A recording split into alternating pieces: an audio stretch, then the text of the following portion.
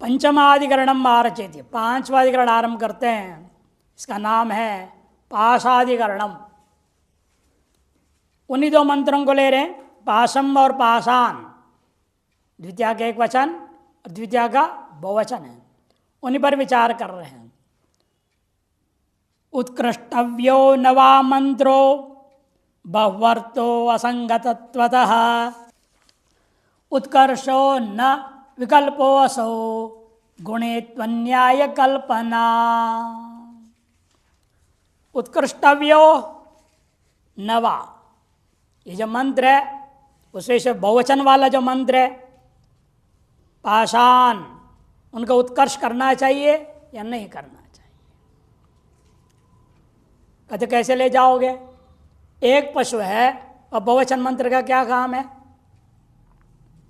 इसलिए पूर्व पक्षी कहता है बहुवर्थो असंगतत्वतः, बहुवर्थ की संगति नहीं हो सकती, अतएव जो है उसका उत्कर्ष नहीं होना चाहिए, कहता है पूर्व पक्षी। सिद्धांत कहते हैं न विकल्प असौ। पूर्व पक्ष ने बहुवर्थो असंगतत्वतः उत्कर्षो कर्तव्य न कर्तव्य, तब सिद्धांत कहते नहीं उत्कर्षो कर्तव्य। उत्कृष्टव्यो नवा। कहते बहुपशु यागेशु, बहुपशु यागेशु उत्कर्षो कर्तव्यो न वा। पूर्व पक्ष ने कहा कर्तव्य, बहुपशु याग में ले जाओ इसको। अरे यहाँ काम नहीं है तो क्या हुआ? जहाँ यह काम है वहाँ ले जाओ। जहाँ काम है, जहाँ बहुपशु है वहाँ ले जाना चाहिए। उत्कर्ष कर दो, यहाँ से हटाओ उसको, वहाँ ले जाओ। सिद्धांत नहीं, ऐसा आप नहीं कर सकते। बहुपक्षी यागों में इसको उत्कर्ष नहीं करना चाहिए कि यहाँ असंगत है, जहाँ संगत है वहाँ ले जाओ। जहाँ संगत है, यहाँ एक पशु है ना, यहाँ काम नहीं आ रहा है इसलिए इसको ले जाओ जहाँ बहुपशु है। सिद्धांत नहीं, ऐसा नहीं कर सकते। विकल्पो असौ, यहाँ विकल्प कर लेंगे उसको। क्यों? गुण में इधर उधर करना अनुचित होता, गौण वस्तु है ये। बहुवचन क्या है? एक वचन, द्विवचन, बहुवचन गौण होता है। प्रधान क्या चीज है? प्रातिपदिक प्रधान है। विभक्ति अर्थ कारक भी प्रधान होता है।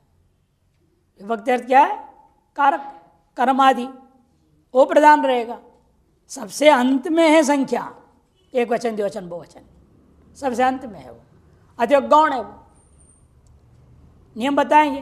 प्रातिपदिक का विभक्ति हो प्रातिपदिकम प्रधान, प्रातिपदिक और विभक्ति में से प्रातिपदिक प्रधान है। विभक्ति और वचन में से विभक्ति प्रधान है, अतः सबसे गौण कौन हो जाएगा? वचन, एक वचन, द्विवचन, बहुवचन। उसके अनुसार आप कल्पना करो, यह अनुचित है। गौण के अनुसार कल्पना नहीं होती है, प्रधान के अनुसार कल्पना करना पड़ता है। गुणित्व अन्याय कल्पना, गुण में जो कल्पना अन्याय होता है। प्रधान के अनुसार सारी व्यवस्था देनी चाहिए, न कि गौण के अनुसार, कि प्रधानुसार ही गौण होता है। प्रधान के पीछे पीछे गौण चलता है। प्रातिपदिक के अधीन होता है विभक्ति, विभक्ति अधीन होता है वचन। यह कहते हैं योयम पूर्वोदाहृतो बहुवचनांत पाशमंत्र। जो पूर्वोदाहृत बहुवचनांत जो पाश मंत्र है, तस्य प्रकरणाद उत्कर्ष बहुपाशयुक्तेषु पशु गणेशु कर्तव्य। उसको इस प्रकरण से हटाओ। अग्निशोम प्रकरण में जो था, अग्निशोमीय पशु के प्रकरण में, यहाँ से हटा करके ले जाओ उन यागों में जहाँ बहु पशु है से युक्त याग होते हैं, उन प्रकरणों में ले जाओ, पशुगण यागों में। कुतः एकस्मिन् पशु प्रकृते तस्य अनन्वितत्वात्। एक पशु जहाँ पर प्रयोग किया जा रहा हो वह बहुवचन यानी बहुपशु का योग अन्वय संभव ही नहीं है। यदि चेत नाश उत्कृष्टव्य, इस बहुवचन मंत्र को यहाँ से हटा के दूसरे प्रकरण में ले जाओ, इस प्रकरण से हटा के, यह नहीं हो सकता। क्यों? किंतु एक वचनांतेन मंत्रेण सह विकल्पनीय, एक वचनांत मंत्र के साथ में बहुवचनात् मंत्र को विकल्प कर लो। फिर एक पशु में कैसे विकल्प हो जाएगा? अरे सीधी सी बात है भाई, वह विचार हो चुका है पहले, आदरार्थ भी बहुवचन होता है, भले एक है इन आदरार्थ क्या है, बहुवचन हो जाता है। क्या दिक्कत उसमें? यदि एक पशु है तो भी एक वचन मंत्र प्रयोग कर लो या आदरार्थ बहुवचन प्रयोग कर लो, कोई दोष नहीं उसमें। ये विकल्प मानना उचित है। नहीं पाषाण इत्यत्र प्रधानांशस्य अन्वितत्वम् अस्ति। ये पाषाण यहाँ पर जब प्रधानांश है उसका तो एक पशु में भी घटेगा। एक पशु में भी पाषाण में है क्या, देख लो, पाश प्रातिपदिक है कि नहीं? विभक्ति आया है शस, शस है ना, द्वितीया का बहुवचन, और बहुत्वंश में आया वो विभक्ति है यहाँ कर्मकारक। पशु, कर्म और बहुत, तीन चीज है। इनमें कौन गौण है कौन प्रधान है विचार करना है। यहां पर इसलिए कह रहे हैं प्रातिपदिक विभक्त्यो प्रातिपदिकम प्रधानम। प्रातिपदिकार्थ और विभक्ति अर्थ में से प्रातिपदिकार्थ प्रधान होता है। क्यों? धर्मी वाचकत्वात्। ये प्रातिपदिक क्या है? धर्मी का वाचक है। विभक्ति उसका धर्म बता रहा है, कर्ता है, कर्म है, करण है, संप्रदान है, अपादान है, ये सब क्या है? प्रातिपदिक का धर्म विशेष है, वो धर्मी धर्म हो जाता है। विभक्तिस्तो कर्मत्व करणत्वादि धर्मवाचकत्वाद गुणभूता। विभक्ति जो है कर्मत्व करणत्वादि का कथन करने से वह धर्मवाचक है, अतः गौण हो जाता है। तथा इसी प्रकार विभक्ति और वचन के बीच में विभक्ति वचन और विभक्तिस्तो कर्माधिकारक वाच्यत्वाद प्राधान्यम। विभक्ति प्रधान होगा, कर्म आदि कारक वाचक है वो। वचनस्य कारकगत संख्या विधायित्वाद गुणत्व। कारगत संख्या मात्र कथन करने से वो गौण हो जाता है। तथा सती बहुवचनान्त्य पाश शब्द प्रातिपदिकम कर्मकारकम विभक्तिश्च एकस्मिन्नपि पाशे जो है संगच्छेते। प्रातिपदिक और कर्मकारक जो विभक्ति, ये दोनों के दोनों एक पशु में भी अन्वय हो ही जाएगा। एक पशु में भी क्या रहेगा? प्रातिपदिकार्थ पशुत्व रहेगा कि नहीं रहेगा? पशुत्व रहेगा। एक पशु में भी कर्मत्व या नहीं रहेगा। ऐसा फर्क कहाँ पड़ा? एक वचन और बहुवचन में केवल। इसलिए दोनों अंश उसमें रहता है। इसलिए पाशे संगच्छेते, पशु के पास में दोनों संगत हो जाएंगे। गुणभूते तो बहुवचन है, इसे गौण गौण रह गया बहुवचन। लक्षणावृत्ति कल्पनीय, वहाँ लक्षणा कर लो फिर। पाश अवयवगतम बहुत्वम लक्ष्यते, ऐसे कर लेना। पाश के अवयवों को लेकर के बहुत व्याख्या कर लो। बहुवचन लाना ही है, वैसे भी व्याख्या कर सकते हैं। तस्मात् गुणभूतम जो है वचन मात्रम अनुसृत्य कृष्णस्य मंत्रस्य प्रकरण पाठो न बाधनीय। इसलिए गौणभूता वचन मात्र का अनुसरण करता हुआ जो संपूर्ण मंत्र को इस प्रकरण से हटा करके दूसरे प्रकरण में ले जाओ कहना, बात देना, यह अनुचित है। किंतु प्रधानानुसारेण मंत्रयोः समान बलत्वाद विकल्प कर्तव्य। प्रधान जो है पशुत्व और पाशत्व, पशु के पाशत्व और कर्मत्व, ये दोनों बराबर जो है प्रधान होने के कारण से उसके अनुसार हमें दोनों मंत्रों का जो समान बलत्वाद, दोनों समान बल वाले, एक वचन और बहुवचन वाला दोनों मंत्र समान बल वाले होने से विकल्प कर्तव्य। षष्ठाधिकरण मारचेति दर्शपूर्णमास्य द्विपहुपत्नीक प्रयोग है पत्नी मंत्र से अनुहाधिकरण। पत्नीम सन्नह्य ऐसा है पाठ, और पत्नीम सन्नह्य एक वचन है। तो मान लो एक आदमी है जिसके दो पत्नी हैं, दोनों पत्नी को बैठा करके अग्निहोत्र करेगा ना। अब दशरथ अग्निहोत्र करता होगा तो तीनों पत्नियों को बिठाना पड़ेगा। तीन पत्नी है, अब अकेला है ना वो, कृष्ण भगवान थोड़ी है। कृष्ण तो जितने पत्नी उतने कृष्ण हो जाते थे और सबके साथ अलग अलग कर्मकांड कर जाते थे। नारद जी देख के थक गए थे ना, परीक्षा लेने गए एक आदमी कैसे ये इतने हजार लोगों के साथ कर्मकांड कैसे करता होगा? अरे एक हवन कुंड में ये अकेला बैठेगा, सर 16,108 पत्नियां कहाँ से बैठेगी हवन करने? ये तो गड़बड़ है। इसलिए वो घुसा एक घर में, देखा अरे एक ही पत्नी के साथ कर रहा है। फटाक से दूसरे में गए, वहाँ भी वही कर रहा है दूसरे पत्नी के साथ। अरे क्या ऐसे ना, हमको भी अनेक बनना पड़ेगा अपनी सिद्धियों का इस्तेमाल करके। वो भी 16,108 हो गए और 16,108 में घुस गए, सब जगह के अलग अलग कर रहे हैं। तब समझ में आई भगवान की सामर्थ्य क्या है। सब विधिवत पालन भी हो रहा है और अपने स्वरूप से प्रतिष्ठित भी है। तो इसलिए कहानी इस तरह से बता दिया गया है। लेकिन जहाँ ऐसी सामर्थ्य नहीं है, आदमी क्या करेगा? 2 है, 3 पत्नी है, तो 3 तो बन नहीं रहा है दशरथ। कहीं वर्णन नहीं आया दशरथ ऐसी सिद्धि आती तो 3 हो जाते थे, और 3 एक कुंड में बैठ के 3 अलग अलग अग्निहोत्र करते थे, ऐसे कहीं वर्णन नहीं है। ऐसे व्यक्ति के लिए मंत्र बदलना पड़ेगा क्या? पत्नीम को 3 थे, पत्नी ही बनानी पड़ेगी या नहीं बनाना पड़ेगा, ये विचार कर रहे हैं। सिद्धांत कहते हैं वो नहीं करना, एक में भी जातो एक वचन मान लेंगे, पत्रित्वावचिन पत्नी, बस सब आ गए उसी में। चाहे 1000 हो, 2 हो, 3 हो, 10, 20 हो, क्या फर्क पड़ना है, जितने भी सब आ गए। पत्नीमिति द्विपत्नादा, पत्नाद है ना, पत्र पढ़ रहा था मैं। पत्नीमिति द्विपत्नादा वूह्यम नो वोह्यते अर्थतः नोपदेशस्य सामान्या दतिदेशापवृत्तितः। पत्नीमिति द्विपत्नादौ वूह्यम नो वा इति, वो करना चाहिए या नहीं करना चाहिए। पूर्व पक्ष में अर्थतः वूह्यते, अर्थवशात प्रयोजनवशात 3 पत्नी है, 2 पत्नी है, उसे वो करना पड़ेगा। द्विवचन करो, बहुवचन करो, 2 है तो द्विवचन, पत्नी इधर पत्न्यौ बनेगा, पत्न्यौ। बहुवचन में पत्नी ही, 3 है तो 3 से ज्यादा हो तो। अच्छा, ये पूर्व पक्ष ने अर्थतः उह्यते, सिद्धांत न उपदेश से सामान्यात। 2 हेतु दे रहे, 1 2 उपदेश है वह सामान्य है, और दूसरा अतिदेश अप्रवृत्त, अतिदेश के योग्य भी नहीं है। ये किसका अतिदेश किया जाता है?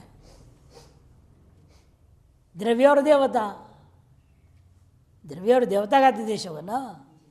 अध्यक्ष के द्वारा भी जाएगा तो कहाँ जाएगा, ऐसे विचार करते हुए खंडन करेंगे। दशमासी और मंत्र आमनाए थे पत्नीम सन्नह्य इति, पत्नी को बांध करके, ना बंधने सन्नह्य, पत्नी को कैसे बांध देते हैं? रस्सी बांध देंगे उसको, हाँ, आज का जो कपड़ा बांध देते हैं, कपड़े से बांध लिया, दर्भ से बांधा जाता है। विशुद्ध प्रक्रिया पहले थी दर्भ से, दर्भ का बनाए थे बस है, और उसको पकड़ेगी और उनको ऊपर रख देगी, पति के ऊपर। और यजमान का और पंडित के बीच में भी दर्भ लग जाता है। वो सात्विक प्रक्रिया वो थी। अब दर्भ जो उधर गया, इधर गया, दर्भ कहीं और चला जाएगा, इसलिए आजकल कपड़ा कर दिया। भाई धागा भी कर देता है, धागा भी कर देता है, इन धागे भी इधर छूट सकती है ना। इधर कपड़े से गांठ लगा दिया, इसकी तौले उठा के वो चलती है बेचारी, जब आएगी बेटी फिर उस पर तौलिया डालेगी, और यही बांध रहा है। ऐसी व्यवस्था चल रही है आजकल। आगे और मॉडर्न व्यवस्था कर देंगे तो कुछ और व्यवस्था भी हो जाएगा धीरे धीरे, नहीं कभी झंझट ही न रहे।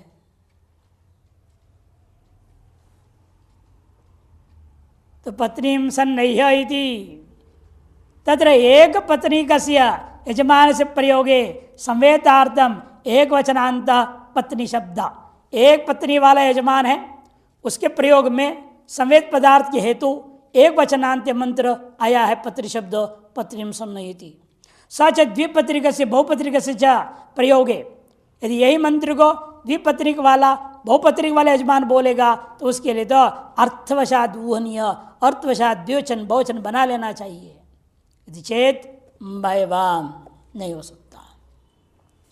किम उपदेश प्राप्त से हुआ अतिशय प्राप्त से हुआ। विकल्प पूर्वक जवाब देंगे। उपदेश से प्राप्त का आप वो करना चाहते हो या अतिदेश से प्राप्त को वो करना चाहते हो। अतिदेश तो हो ही नहीं सकता कह देंगे। अतिदेश अप्रवृत्तितः, इन उपदेश से प्राप्त को ये नहीं हो सकता। उपदेश सामान्य है।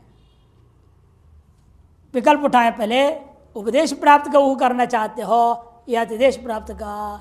न आद्य हो, उपदेश प्राप्त को वो नहीं हो सकता। क्यों?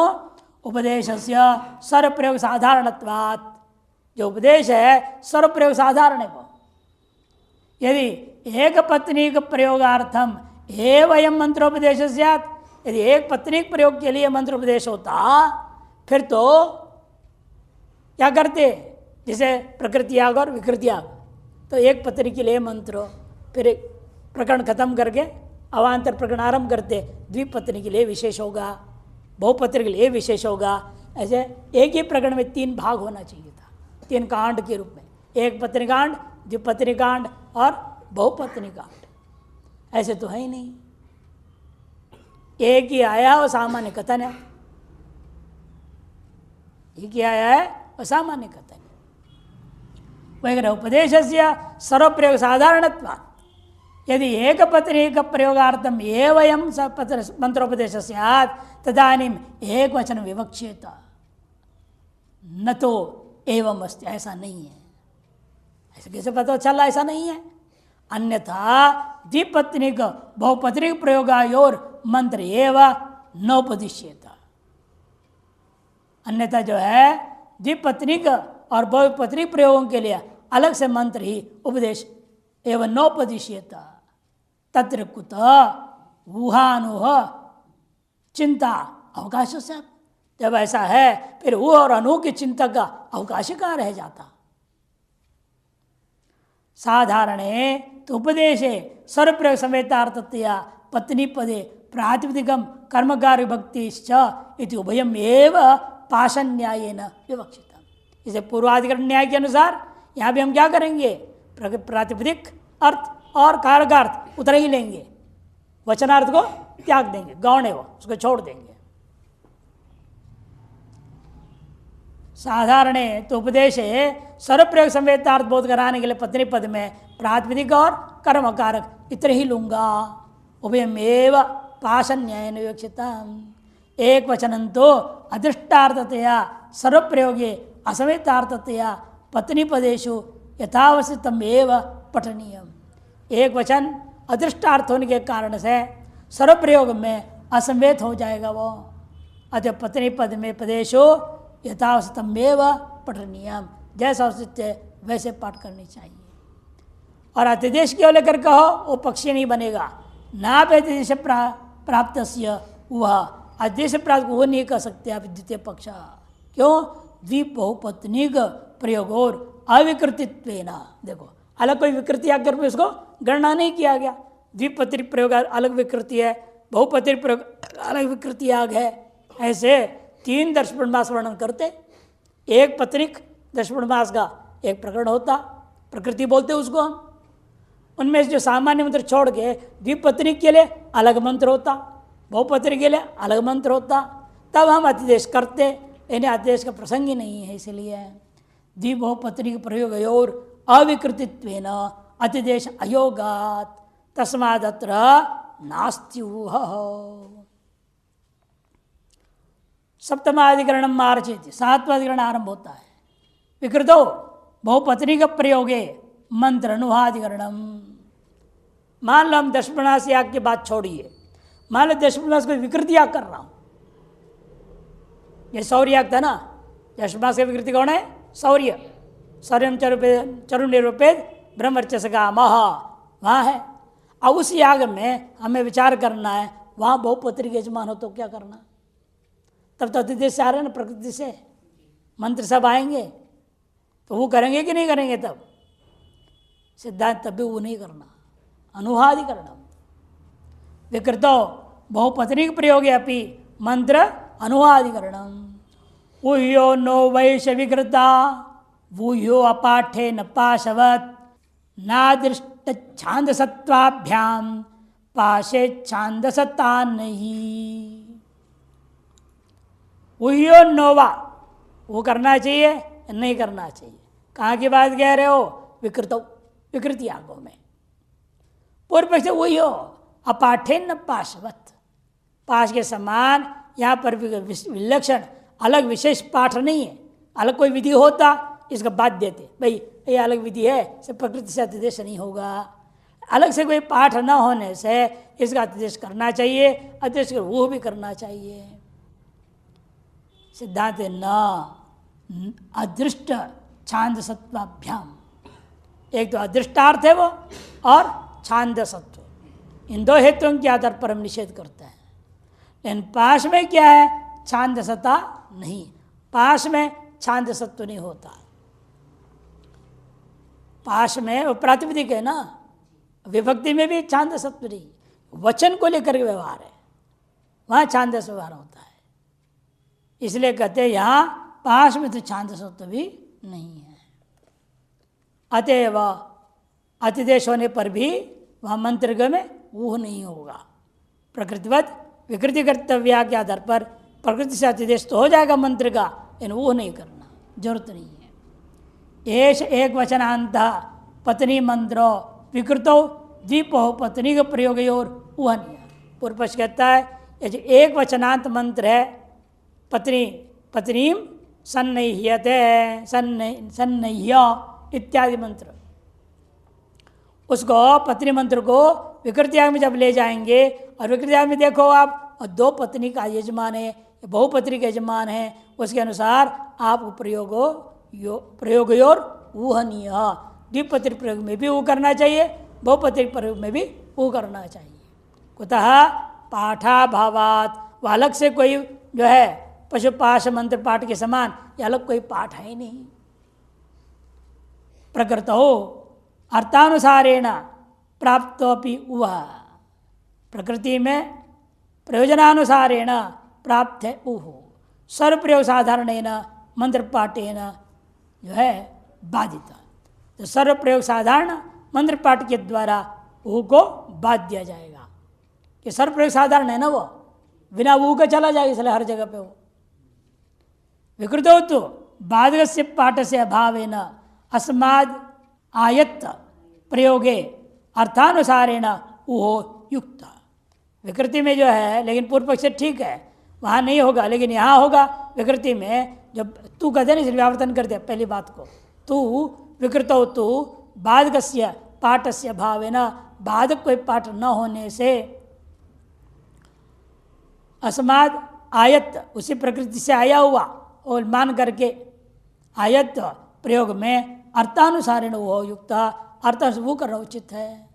अतएव पूर्वत्र द्विपाश युक्तायाम विकृतौ एक वचनांत बहुवचनांत से पाशक मंत्र वुहित इति चेत, इसे वहाँ पर भी द्वि पशु और बहुपशु के आधार पर एक वचन वाले को द्विवचन बना लिया जाएगा।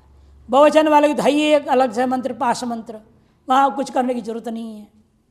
लेकिन जहाँ दो है पशु और पाश दो प्रयोग करना पड़े, वहाँ द्विवचन में ऊ करना पड़ता है। जैसे वहाँ करते हो, पूर्व पक्ष कहता है वैसे यहाँ भी कर लीजिए आप। पाश मंत्र उहित इति चेत मैवम पत्नीमिति एक वचन से अविवक्षितत्वेन। पूर्वोक्त पाश न्याय में हम समझा चुके हैं, वचन अविवक्षित होता है। क्यों? वह गौण वस्तु है। विवक्षित कौन है? प्रधान भूता, प्रातिपदिक और विभक्ति। पत्नी में प्रकृतौ अदृष्टार्थ, पहले है तो समझा रहे, प्रकृति में जो एक वचन है वो क्या है? अदृष्टार्थ है। यहाँ भी पत्नी में एक वचन क्या है? अदृष्टार्थ है। यथावस्थित पाठे सती विकृतौ अपि अदृष्टार्थम यथावस्थित पठितव्यत्वात्, क्योंकि ये जैसा पाठ है उस पाठ विकृत्याग में वैसे वैसे करने पर भी उसकी अदृष्टार्थता भंग नहीं होगा। कि प्रकृति अदृष्टार्थ के लिए था, विकृति में भी अदृष्टार्थ मंत्र का प्रयोग हो रहा है, प्रयोजन तो वही रह जाता है। इसे कुछ बदले बिना पाठ करो तो भी उचित है। अतुच्चित कहोगे नहीं जी, फिर हम प्रकृतो छांदसत्वेन व्यक्त्येन एक वचनमेव द्वित्व बहुत्वयोर अपि अर्थ वर्तते। प्रकृति में वो मान लो छांदस कह दोगे आप एक वचन, तो और भी हमारे लिए सरल हो गया।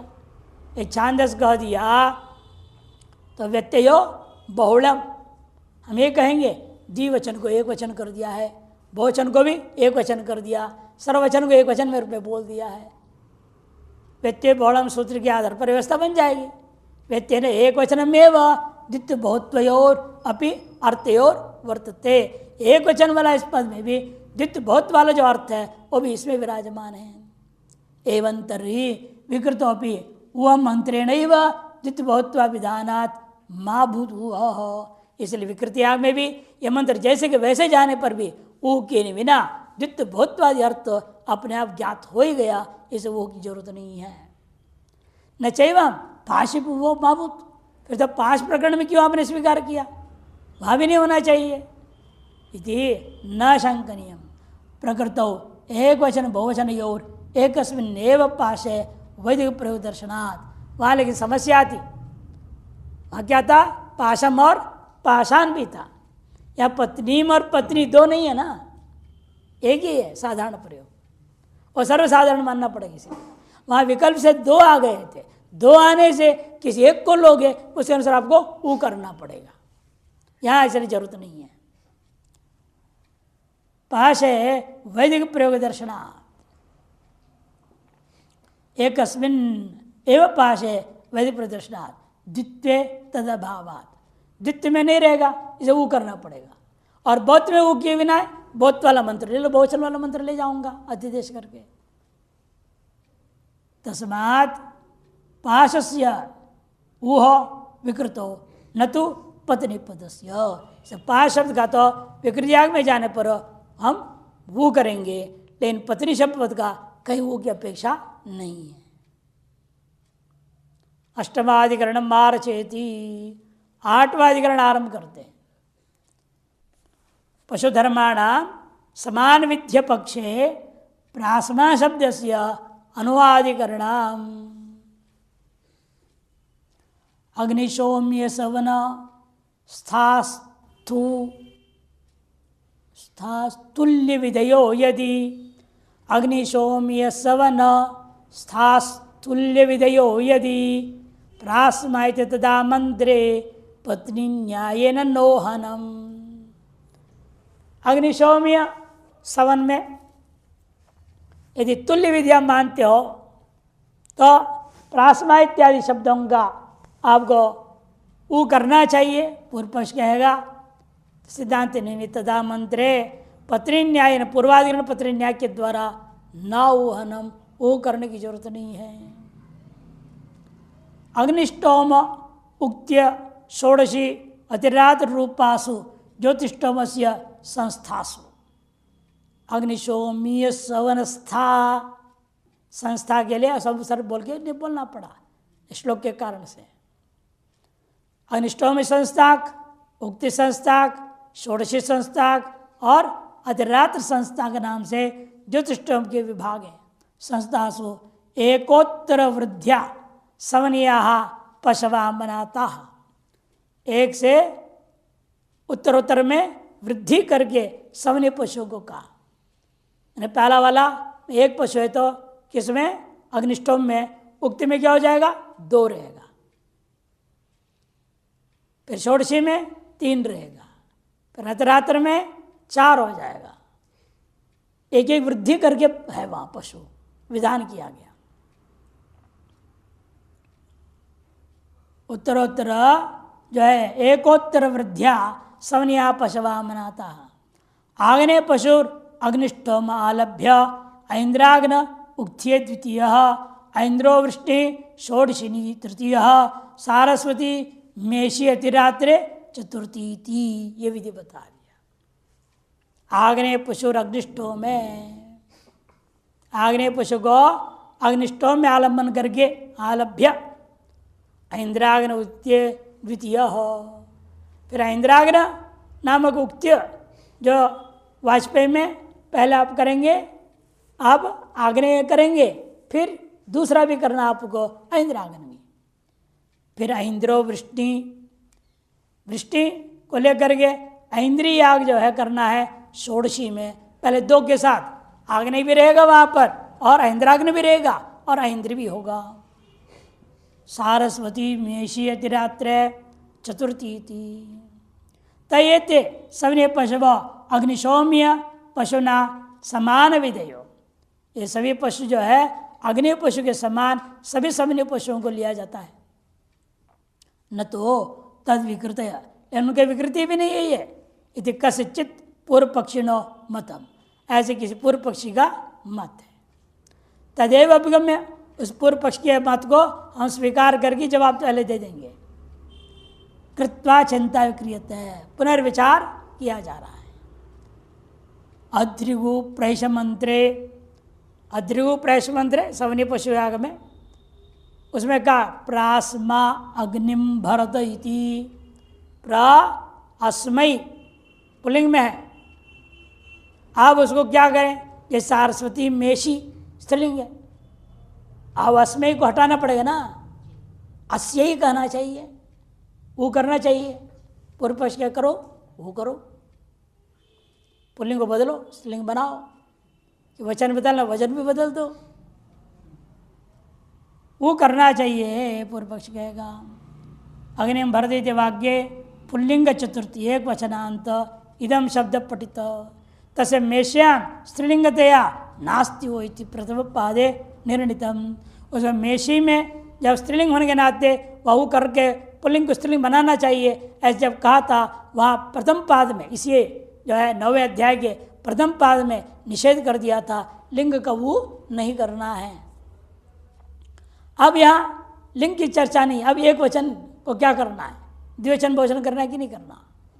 ये तो एक वचन से पशुद्वित्व बहुत्वय पत्नी शब्दवत पूर्वोत्तर पक्षौ द्रष्टव्यौ, या एक वचन को द्विवचन बहुवचन करना चाहिए कि नहीं करना चाहिए।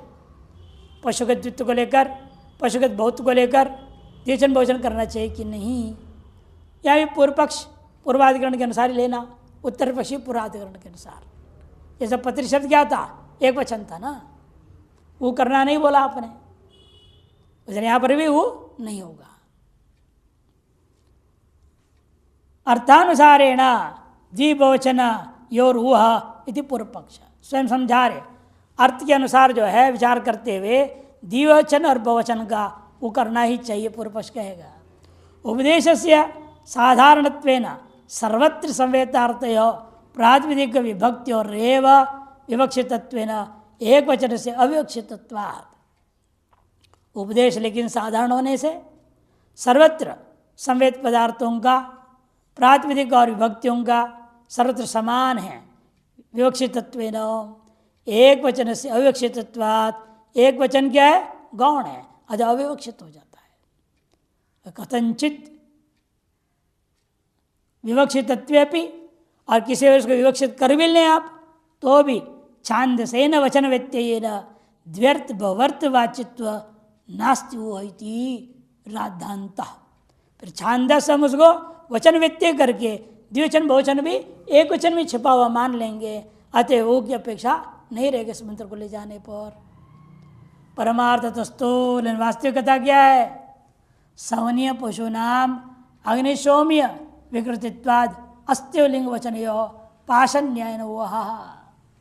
परमार्थतः सवनीय पशु अग्नि पशु का विकृति है, विकृतियाँ होने से प्रकृति विकृत लागू हो जाएगा, तो लिंग वचन दोनों ही पाषण न्याय के अनुसार वो करना पड़ेगा। नवमाधिकरण मार्चेति, 9वां अधिकरण आरंभ होता है। निवारादि प्रतिनिधि प्रयोगे व्रीहादि पदानाम अनुवादिकरण। निवारादि प्रतिनिधियों का प्रयोग करते हैं, जहाँ व्रीहि न वहंती हटा करके निवारा न वहंती बनाया जाए कि न बनाया जाए, हम प्रतिनिधि प्रयोग करें ना, व्रीहि नहीं मिला ढंग का तो क्या करें, निवार मिल गया बढ़िया, उसे हवन कर रहे हैं। तो व्रीहीन प्रोक्षति को हटा की स्थिति में निवारण प्रोक्षति बोलना चाहिए, नहीं बोलना चाहिए। पूर्व पक्षी के बोलो, सिद्धांत नहीं, वो मत करो। व्रीहि प्रतिनिधा वो हो व्रीहीणामिति नास्ति वा अर्थात वो हो न सादृश्याद अंशानाम साधनत्वतः। व्रीहि के प्रतिनिधि निवार आदि का प्रयोग काल में मंत्रों में आए हुए जो व्रीहि शब्द को हटा करके वह निवार शब्दों को वो करना चाहिए। न वा वो व्रीहीणामिति नास्ति वा, व्रीहि आदि शब्दों का वो करना चाहिए या नहीं करना चाहिए। पूर्व अर्थात वो स्यात्, अर्थ प्रधान को ध्यान में रखते वो करना चाहिए। सिद्धांत न पूर्व सादृश्यात्, पहला हेतु दिया सादृश्य होने से, दूसरा अंशानाम साधनत्व, अवयवी तो वह साधन है ही नहीं ना, उसको कूटोगे पीसोगे तब न साधन बनेगा, ये इसलिए वो नहीं हो सकता। श्रुतस्य द्रव्यस्य अपचारे भूयो अवयव सामान्य उपेतम द्रव्यांतरम तस्य प्रतिनिधिर्भवति। पूर्व में निर्णय हो चुका है, किसी भी कारणवश मान लो आपका द्रव्य का अपचार हो गया, द्रव्य नष्ट हो गया, अपचार का अर्थ क्या किए थे, कुत्ता बिल्ली आदि को आके छू दिया, गड़बड़ कर दिया, या लाती लग गया, पैर लग गया, पलट गया घी पूरा मिट्टी में। ऐसे कोई भी द्रव्य आदि का हो जाए तब क्या करना चाहिए, भूयो अवयव सामान्य न, भूय अवयव सादृश्यता के आधार पर कोई न कोई द्रव्यांतर को प्रतिनिधि रूप में स्वीकार करना है। तद यथा व्रीणाम अपचारे निवारास्तेषां स्थाने निविशन्ते, व्रीहियों के यदि अपचार हो जाए उसके स्थान में क्या करना चाहिए, निवारों को निवेश करना चाहिए। तदेतत् षष्ठे अध्याय अवस्थितम्, ये छठा अध्याय में हम निर्णय करके आ चुके हैं। अब क्या विचार करना है उस पर, प्रतिनिहितेषु निवारेषु व्रीहीणाम मेधा इत्ययं मंत्र उहितव्य। प्रतिनिहित निवार जब प्रयोग करने लगूंगा, व्रीहीणाम मेध सुमनस्यमानः इत्यादि जो मंत्र है उसे व्रीहीणाम घटा करके कि निवारणाम वो करना है कि नहीं, इत्ययं मंत्र उहितव्य कुतः अर्थानुसारात्, अर्थ का अनुसरण करते हुए करना चाहिए। यदि चेत मैवम, ऐसा मत कहो कहते। नैवारे चरौ निवाराणाम साधनत्वेन विहितानाम व्रीहि स्थानीयत्वतया भवति मंत्रस्य उवाह। नैवारे चरौ निवाराणाम साधनत्वेन, वहाँ निवार साधन हो जाता है, उसको विहित नाम व्रीहि स्थानीयत्वेन, उस विहित को ही व्रीहि का स्थानापन कर लेंगे फिर तो मंत्र का वो करना पड़ जाएगा। लेकिन यह तो ऐसा नहीं है, यह तो न निवारा साधत्वेन विहिता, निवार या साधत्वेन विहित है ही नहीं, किंतु भूयो अवयव सादृश्य द्वारा प्राप्यन्ते, अवयव सादृश्य मात्र से हम उसको ग्रहण कर लिए हैं। तो अवयवानाम एव साधनत्व, क्योंकि अवयव में ही साधनत्व होता है। तथा सती व्रीहि अवयेश अविकारणेता व्रीहि शब्द, व्रीहि के अवयव में जैसे व्रीहि शब्द का प्रयोग हो जाता है तथा निवार के अवयव में भी वह प्रयोग हो जाए। प्रवृत्तिर नास्ति वह, निवार के अवयव में भी व्रीहि शब्द की प्रवृत्ति होने पर कोई वो करने की अपेक्षा नहीं है।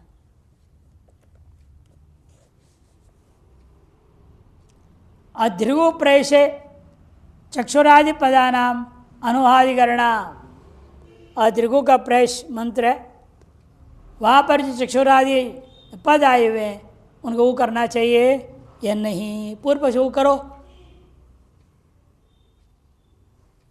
द्विपश्वोश्चक्षुराद्योः नवोः पशुभेदतः तेजो मातृस सूर्यादा वेकी भावादनूहनम। द्विपशु याग कर रहे हो, वहाँ है चक्षु। अब वो एक वचन को कैसे घटाएंगे? दो पशु है तो 4 अंक हो गए ना, फिर बहुवचन होना चाहिए। या दो अंकों ने एकत्व न हो तो भी 2 पशु है तो द्वित्व, द्विवचन में वो करना चाहिए। ये पूर्व पक्ष कहना है।